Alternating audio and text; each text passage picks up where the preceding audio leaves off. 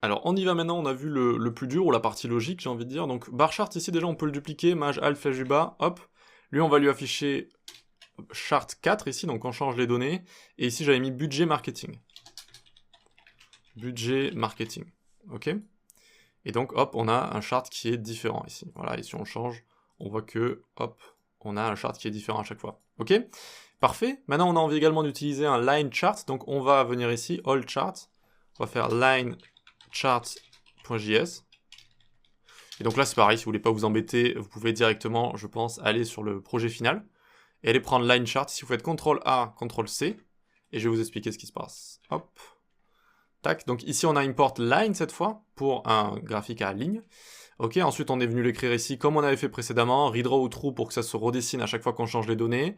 Les différents labels, les différents props name, etc. qui sont liés de la même façon. Et après, voilà, ça va être plus ou moins similaire comme ça. Ok. Ici, vous avez par contre props qui va être égal à data 0, 1, 2, 3, 4, 5. Donc je vais vous montrer, on va les intégrer. Pour ce faire, il faut l'importer ici. Donc import line chart from. Pareil, on va venir le trouver dans son dossier. Donc components all charts et line chart ici. Voilà. On va le mettre au milieu, entre les deux ici. On intègre notre line chart et on peut prendre les props ici.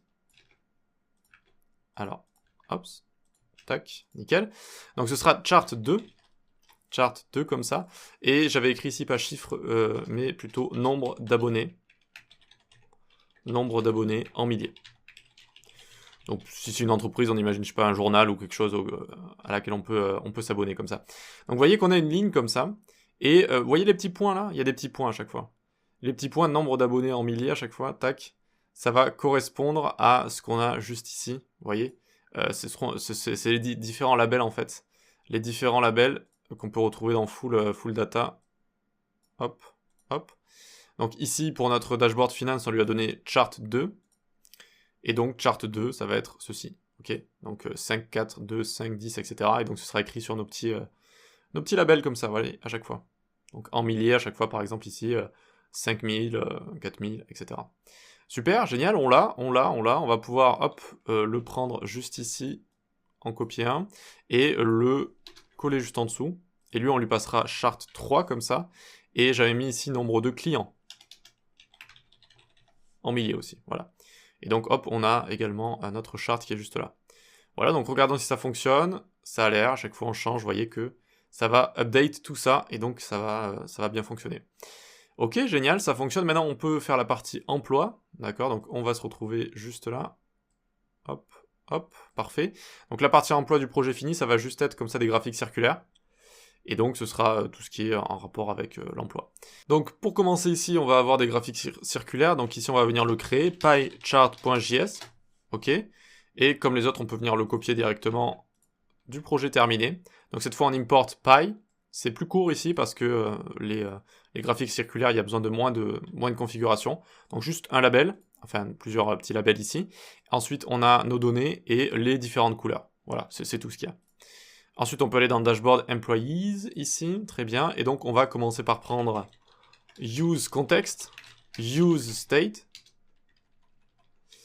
On va également prendre dashboard employees.css.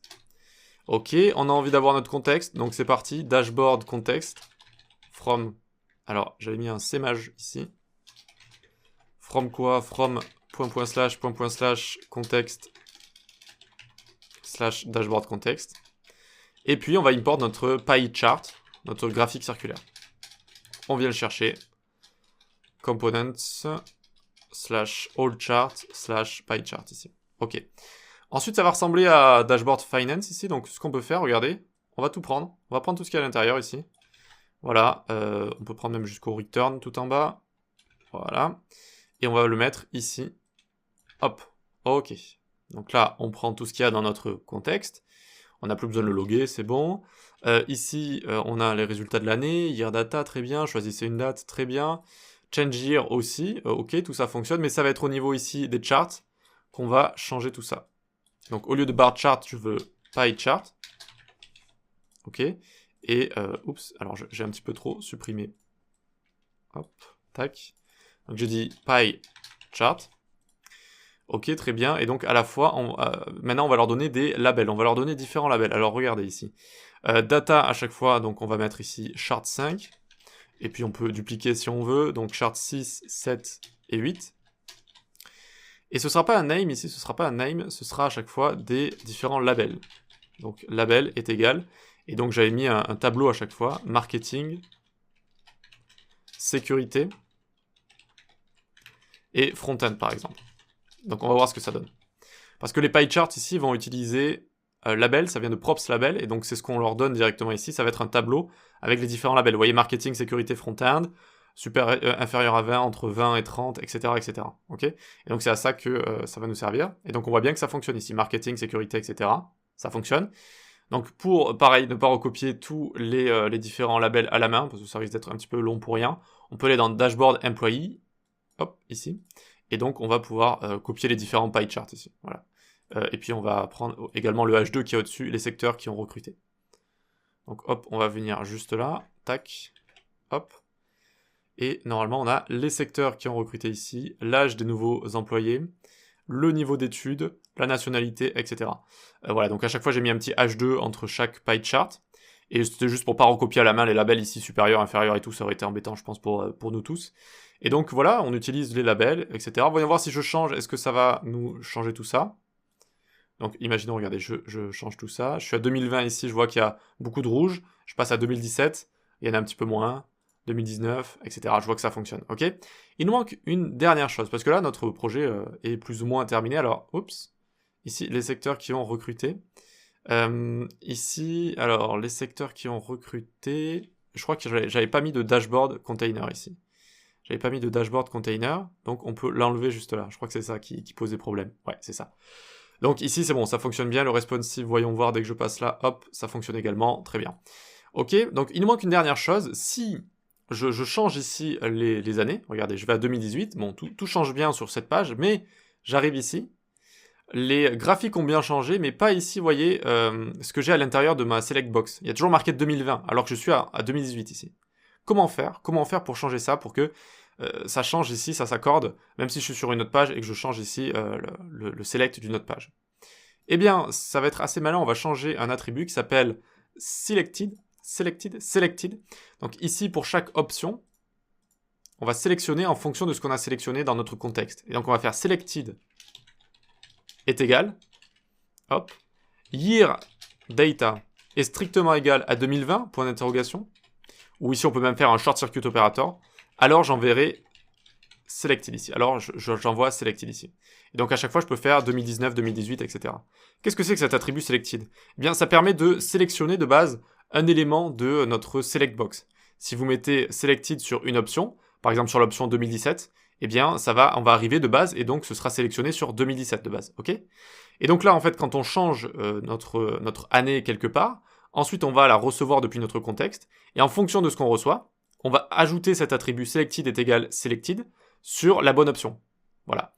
Et donc je peux copier tout ça, et le mettre également sur Dashboard Finance, c'est exactement la même chose. Hop. Regardez, juste pour vous montrer, sinon, si je mets selected ici est égal selected, hop, ici, hop, si j'arrive sur finance, vous voyez que je suis toujours à 2018 ici. C'est-à-dire que quoi qu'il arrive, j'actualise tout le temps, alors que je démarre à 2020 en plus, c'est que là ça montre les données de 2020, c'est selected qui est sur 2018. Voilà, c'est comme ça que ça fonctionne.